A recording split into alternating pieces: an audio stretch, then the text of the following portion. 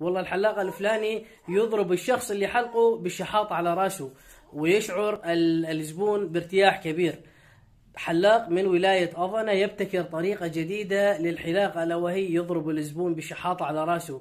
تخيلوا هالشغلة لوين وصلت، أو لوين وصلنا بمراحل اكتشاف الشغلات الجديدة والمميزة حتى ننشهر.